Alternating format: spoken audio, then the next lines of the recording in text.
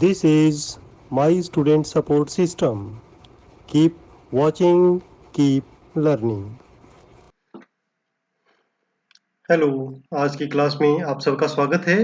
आज हम स्टडी करेंगे फीमेल रिप्रोडक्टिव सिस्टम के बारे में। ये लेक्चर आप हिंदी में देख रहे हैं। यदि आप इंग्लिश में स्टडी करना चाहते हैं तो आई बटन पे क्लिक करें। वहाँ से आपको इंग्लिश लेक्चर का लिंक मिल जाएगा या आप डायरेक्ट चैनल को विजिट करके भी इस लेक्चर को इंग्लिश में देख सकते हैं। रिप्रोडक्शन क्या है? रिप्रोडक्शन या प्रजनन क्या है? प्रजनन संतान पैदा करने की एक प्रक्रिया है। मानव प्रजनन एक सेक्सुअल रिप्रोडक्शन है और इसमें दो सिस्टम शामिल होते हैं, मेल रिप्रोडक्टिव सिस्टम एवं female reproductive system. Male reproductive system हम पिछले लेक्चर में कवर कर चुके हैं। आज हम स्टडी कर रहे हैं फीमेल रिप्रोडक्टिव सिस्टम के बारे में। फीमेल रिप्रोडक्टिव सिस्टम को स्टडी पर्पज से दो पार्ट्स में डिवाइड करते हैं। इंटरनल ऑर्गन्स जिसके अंदर शामिल होता है ओवरी, फैलोपियन ट्यूब्स, यूट्रस एवं वेजाइना, तथा एक्सटर्नल ऑर्गन्स जिसमें शामिल होता है वल्वा या पुडेंडम तथा मेमरी ग्लैंड्स। इनके बारे में हम एक एक करके स्टडी करेंगे। तो सबसे पहले हम देख लेते हैं अंडाशय या ओवरी क्या है। ये फीमेल गोनेड्स होते हैं और युग्मित ग्रंथियां हैं अर्थात पेयर्ड हैं, एक लेफ्ट साइड में यूट्रस के और एक राइट साइड में।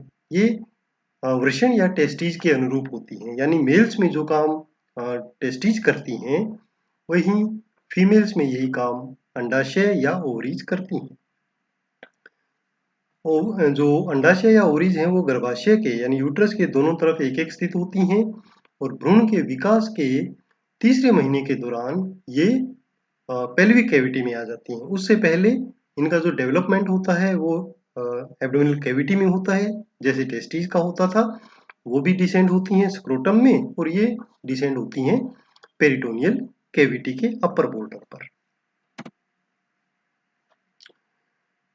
बहुत सारे लिगामेंट्स हैं जो ओवरीज को अपने स्थान पर बनाए रखते हैं, जिसमें एक ब्रॉड लिगामेंट है जो गर्भाशय से भी जुड़ा हुआ है और ओवरीज को भी अपने सपोर्ट करता है, और ये पेरिटोनियल कैविटी का या पेरिटोनियम का ही एक पार्ट होता है जिसे हम मीजोवेरियम कहते हैं। एक ओवेरियन लिगामेंट है, वो ओवरीज को कनेक्ट करके रखता है यूट्रस से या गर्भाशय से। तो एक सस्पेंसरी लिगामेंट है जो साइडों में उन्हें पेल्विक कैविटी से जोड़कर रखता है।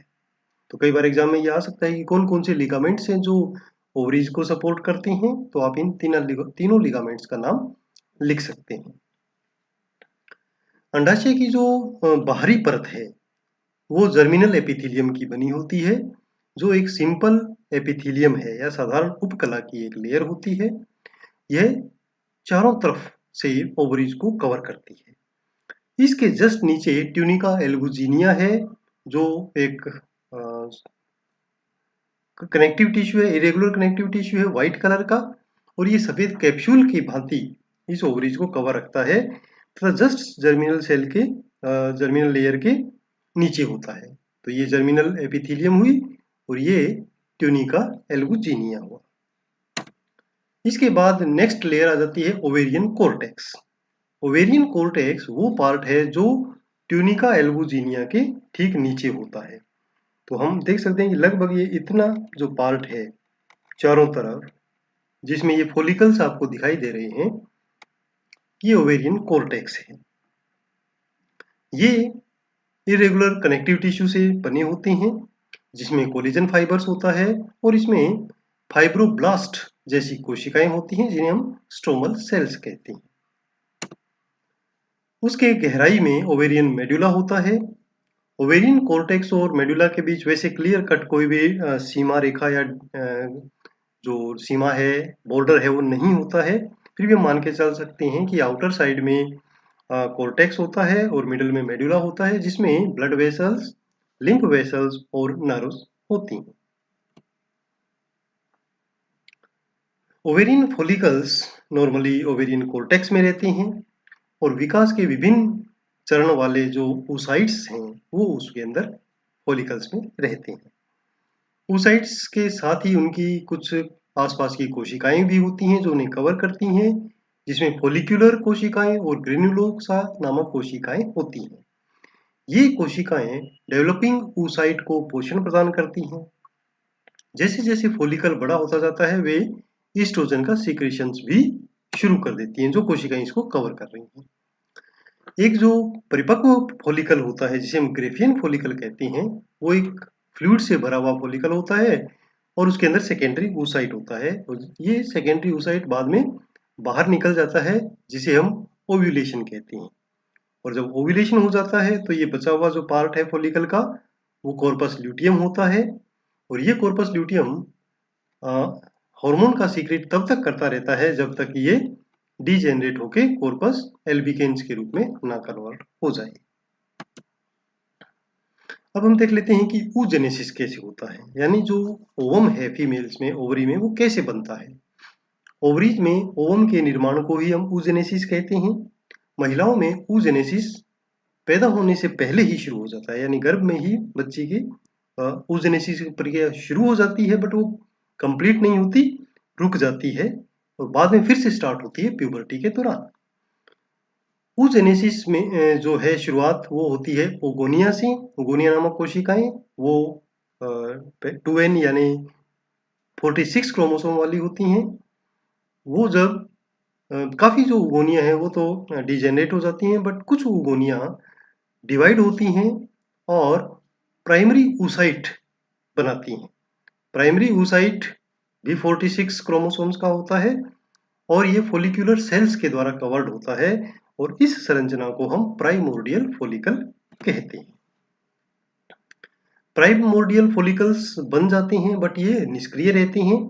प्यूबर्टी के बाद ये शुरू होते हैं और हर महीने पिट्यूटरी ग्लैंड्स के द्वारा स्रावित FSH एवं LH हार्मोन के प्रभाव से प्राइमरी फॉलिकल्स डेवलप होने, ग्रो करने शुरू कर देते हैं और प्राइमरी फॉलिकल में डेवलप हो जाते हैं। प्रत्येक प्राइमरी फॉलिकल में एक प्राइमरी oocyte होता है, जो डेवलपमेंट के विभिन्न चरणों के बाद आगे डेवलप होता है और ये कई लेयर से कवर्ड होता है, जिन्हें हम ग्रेनुलोसा सेल्स कहते हैं। तो इसे हम यहाँ पर देख सकते हैं कि ये प्राइमरी फॉलिकल है, इसके अंदर ये oocyte है प्राइमरी, और ये बहुत सारी सेल्स के द्वारा कवर्ड होता है। और सबसे बाहर की जो लेयर है वो बेसमेंट मेम्ब्रेन या बेसमेंट लेमिली होती है। एक बेसमेंट मेम्ब्रेन जो इसके चारों तरफ है वो ग्रेनुलोसा सेल्स की सबसे बाहरी परत होती है। जैसे जैसे प्राइमरी फॉलिकल बढ़ता जाता है, ये प्राइमरी oocyte और ग्रेनुलोसा कोशिकाओं के बीच एक स्पष्ट ग्लाइकोप्रोटीन की परत बन जाती है, जिसे हम जोना पेलुसिडा कहते हैं। बेसमेंट मेम्ब्रेन के आसपास की जो स्ट्रोमल सेल्स हैं, वो भी एक ऑर्गेनाइज्ड लेयर बनाने लगती है, जिसे थीका फोलिक्यूलाई कहते हैं। निरंतर परिपक्वता के साथ एक प्राइमरी फॉलिकल द्वितीयक फॉलिकल में कन्वर्ट होता है और द्वितीयक फॉलिकल में जो थीका है वो क्लियर दो पार्ट्स में डिवाइड हो जाती है, दो लेयर्स में डिवाइड हो जाती है, थीका इंटरना एवं थीका एक्सटर्ना। और जो ग्रेनुलोसा सेल्स हैं वो फॉलिक्यूलर फ्लूइड सीक्रेट करना शुरू कर देती हैं और इस फ्लूइड के कलेक्शन हो जाता है एंट्रम नाम की एक कैविटी में, यानी एक कैविटी बन जाती है फ्लूइड से भरी हुई, जिसे हम एंट्रम कहते हैं। तो इस पिक्चर में आप देख सकते हैं कि ये oocyte है, जिसे हम प्राइमरी oocyte कहते हैं। इसके चारों तरफ ग्रेनुलोसा सेल्स हैं, ये सीक्रेट करती हैं फॉलिक्यूलर फ्लूइड और वो यहाँ इकट्ठा होता जाता है। ग्रेनुलोसा जो कोशिकाएं हैं उसकी जो सबसे भीतरी परत वो जोना पेलुसिडा से जुड़ जाती है मजबूती से, इसे हम कोरोना रेडिएटा कहते हैं। अब जो सेकेंडरी फॉलिकल है वो काफी बड़ा हो चुका होता है और मेच्योर या ग्रेफियन फॉलिकल में कन्वर्ट हो जाता है। अब यहाँ पर जो प्राइमरी oocyte है वो मियोसिस या अर्धसूत्री विभाजन करता है तथा 23 क्रोमोसोम के साथ दो सेल्स बनाता है, एक बड़ी और एक छोटी। जो बड़ी वाली सेल है उसे हम सेकेंडरी oocyte कहते हैं और छोटी वाली सेल प्राइमरी पोलर बॉडी कहलाती है या प्रथम ध्रुवीय पिंड कहलाती है। अब ग्रेफियन फॉलिकल बड़ा हो चुका होता है तो ये जो सेकेंडरी oocyte है इसे ओवरी से फ्री कर देता है, उसको स्वतंत्र कर देता है। इस प्रक्रिया को हम ओव्यूलेशन कहते हैं। ओव्यूलेशन के समय जो सेकेंडरी oocyte है वो साथ में पोलर बॉडी और कोरोना रेडिएटा भी सीक्रेट हो जाते हैं या बाहर आ जाते हैं तथा नॉर्मली इसको फेलोपियन ट्यूब के द्वारा ग्रहण कर लिया जाता है। यदि फेलोपियन ट्यूब में स्पर्म है या शुक्राणु है तो वो इसे फर्टिलाइज कर देंगे, अगर नहीं है तो ये धीरे धीरे डिजेनरेट होनी शुरू हो जाती हैं। सेकेंडरी oocyte फिर डिजेनरेट हो जाता है। अब बात आती है फर्टिलाइजेशन की। फर्टिलाइजेशन क्या है? यदि स्पर्म फेलोपियन ट्यूब में पहले से मौजूद होते हैं ओव्यूलेशन के दौरान, तो एक शुक्राणु सेकेंडरी oocyte को पेनिट्रेट करके उसके अंदर चला जाता है। इस प्रक्रिया को हम फर्टिलाइजेशन कहते हैं।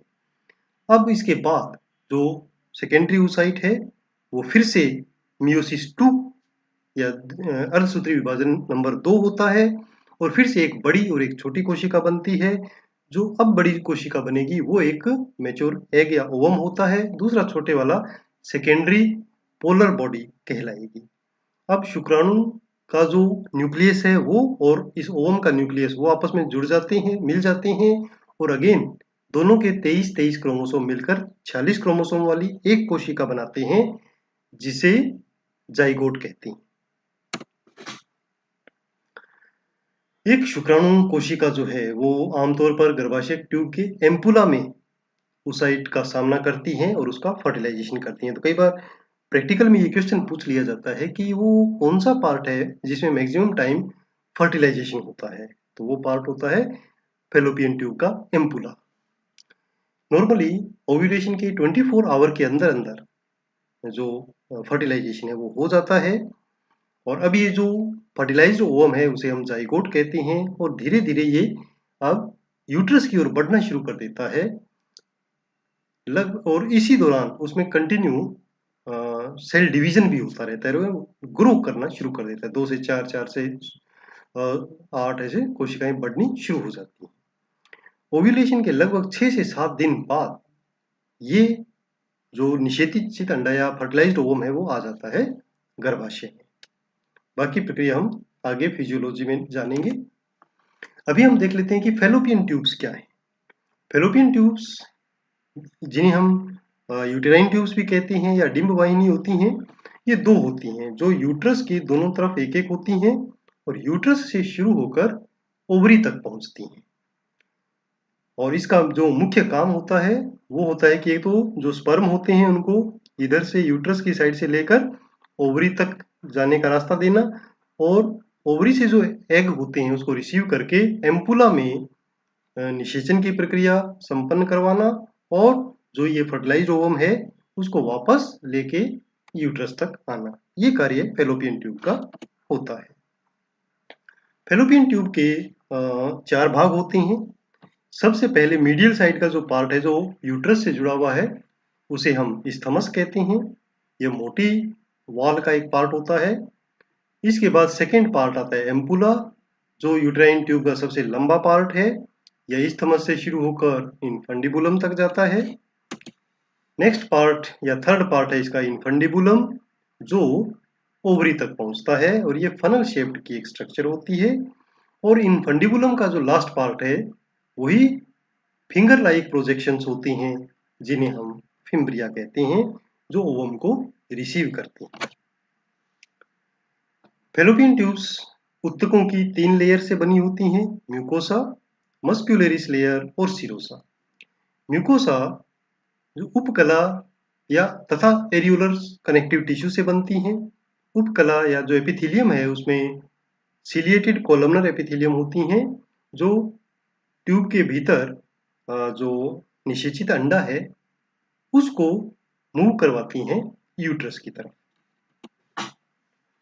जो मस्कुलर लेयर है वो 2 टाइप के मस्कुलर फाइबर से बनी होती है। स्मूथ मसल फाइबर्स होते हैं, अंदर की ओर सर्कुलर और आउटर साइड में लॉन्गिट्यूडिनल लेयर्स। इन मसल्स की मूवमेंट तथा सीलिया की मूवमेंट से ही जो ओवम है वो मूव करता है फर्टिलाइज होने के बाद यूट्रस की तरफ। अब आता है यूट्रस क्या है। यूट्रस या गर्भाशय नाशपाती के आकार की एक संरचना है जिसमें फीटस का डेवलपमेंट होता है। यह यूरिनरी ब्लैडर और रेक्टम के बीच में स्थित होता है, मूत्राशय और मलाशय के बीच में। जो महिलाएं कभी भी गर्भवती आज तक नहीं हुई हैं, यानी जो फर्स्ट टाइम प्रेग्नेंट जिनको होना है, उनकी जो गर्भाशय है उसका साइज लगभग 7.5 सेंटीमीटर 5 सेंटीमीटर और 2.5 सेंटीमीटर का डायरेक्शंस का होता है। जब एक बार वो प्रेग्नेंट हो जाती हैं तो इसका साइज कुछ बढ़ जाता है, बाद में उसी साइज का ये नहीं हो पाता है। बट एक्चुअली बाद में जब मीनोपॉज हो जाता है तो उसमें कुछ संकुचन आके ये इवन इस साइज से जो हमने अभी आपको बताया उससे छोटा भी हो सकता है। गर्भाशय के मुख्य 3 भाग होते हैं। सबसे ऊपर वाला जो पार्ट है इसे हम फंडस, बीच वाले को बॉडी और सबसे नीचे वाले को सर्विक्स कहते हैं।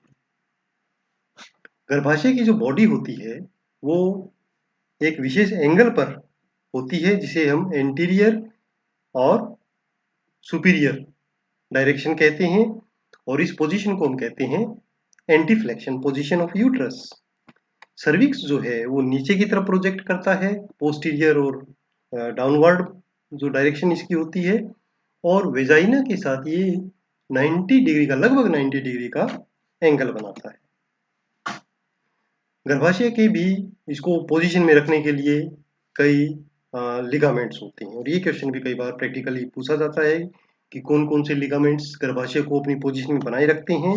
तो उसके लिए सबसे पहले आपको नाम लिखना है broad ligament. Broad ligament peritoneum की ही एक डबल फोल्डेड लेयर है जो गर्भाशय को पेल्विक कैविटी के दोनों तरफ जोड़ती है। यूटेरोसैक्रल लिगामेंट्स ये भी 2 होते हैं और रेक्टम के दोनों तरफ जाकर पीछे सैक्रम के साथ अटैच होते हैं, यानी यूट्रस को सैक्रम के साथ अटैच करके रखते हैं। कार्डिनल लिगामेंट नेक्स्ट हैं। कार्डिनल लिगामेंट इन्हें हम लेटरल सर्वाइकल लिगामेंट्स भी कहते हैं। ये ब्रॉड लिगामेंट के बेस के नीचे स्थित होते हैं और पेल्विक वॉल से सर्विक्स और इवन वेजाइना तक वो फैले हुए होते हैं। उसके बाद आता है round ligament. Round ligament broad ligament की परतों के बीच में कनेक्टिव टिश्यू के बैंड्स होते हैं, और ये एक्सटर्नल जो जेनाइटेलिया है वहाँ लेविया मेजोरा तक पहुँचते हैं, और एक तरफ ये यूट्रस से जुड़े होते हैं फेलोपियन ट्यूब्स के जस्ट नीचे। अगर हम स्ट्रक्चर की बात करें, टिश्यू की स्ट्रक्चर की, तो यूट्रस की 3 लेयर्स होती हैं जिन्हें हम पेरीमेट्रियम, मायोमेट्रियम और एंडोमेट्रियम कहते हैं। पेरीमेट्रियम सबसे बाहर वाली परत होती है जो पेरिटोनियम का ही एक पार्ट है। ये सिंपल स्क्वेमस एपिथेलियम तथा एरियोलर कनेक्टिव टिश्यू से मिलकर बनी होती है। आगे की ओर यह यूरिनरी ब्लैडर को कवर करती है और एक उतली थैली या पाउच बनाती है जिसे हम वेसिको यूटेराइन पाउच कहते हैं, और पीछे की ओर यह रेक्टम को कवर करती है तथा यूट्रस और रेक्टम के बीच एक डीप पाउच बनाती है जिसे रेक्टो यूटेराइन पाउच या पाउच ऑफ डगलस कहा जाता है। मायोमेट्रियम ये मिडल लेयर है जो मसल्स की बनी होती है। इसमें 3 टाइप के मसल फाइबर होते हैं। सबसे मोटा और बीच की जो लेयर होती है वो होती है सर्कुलर मसल फाइबर्स की। इसके बाद जो अंदर वाली परत है वो लॉन्गिट्यूडिनल, और सबसे बाहर वाली परत ओब्लिक मसल फाइबर्स की होती है। एंडोमेट्रियम बहुत ही ज्यादा संवहनी यानी वेस्कुलर लेयर है जिसमें बहुत सारी ब्लड वेसल्स होती हैं। इसके मेन 3 पार्ट होते हैं, सिलिएटेड और सिक्रीटरी कोशिकाएं वो सिंपल कोलमनर सेल की बनी होती हैं, और सबसे जो भीतरी परत होती है वो होती है इंटरनल लेयर जो लाइन करती है यूट्रस को। उसके बाद एक एंडोमेट्रियल स्ट्रोमा होती है जो बहुत ही मोटा क्षेत्र है और ये एरियोलर कनेक्टिव टिश्यू का बना होता है। और उसके बाद सबसे अंदर एंडोमेट्रियल ग्लैंड्स होती हैं जो ल्यूमिनल एपिथेलियम के रूप में बनती हैं और मायोमेट्रियम तक फैली हुई होती हैं। अब ये जो एंडोमेट्रियम है इसको नॉर्मली दो लेयर्स होती हैं। एक होती है स्ट्रेटम फंक्शनलिस, जो सबसे यानी जो लाइनिंग करती हैं यूट्रस की वो होती हैं, और ये मेंस्ट्रुएशन के दौरान स्लप ऑफ हो जाती है, ब्लड के साथ निकल जाती है। उससे गहरी जो परत होती है वो स्ट्रेटम बेसिलिस होती है, जो स्थायी होती है, और मेंस्ट्रुएशन के बाद वो स्ट्रेटम फंक्शनलिस के दोबारा निर्माण में सहायता करती है। Thank you students. अभी हमने स्टडी किया है फीमेल रिप्रोडक्टिव सिस्टम का कुछ पार्ट। बचा हुआ पार्ट हम नेक्स्ट लेक्चर में कवर करेंगे, जो होगा फीमेल रिप्रोडक्टिव सिस्टम पार्ट 2। आप चैनल को सब्सक्राइब कर सकते हैं ताकि लेटेस्ट अपडेट्स आपको मिलते रहें, और फेसबुक ग्रुप को भी आप ज्वाइन कर सकते हैं, और नोट्स बनाने के लिए आप विजिट कर सकते हैं ब्लॉग mynursingstudents.blogspot.com। धन्यवाद। आपका दिन शुभ हो।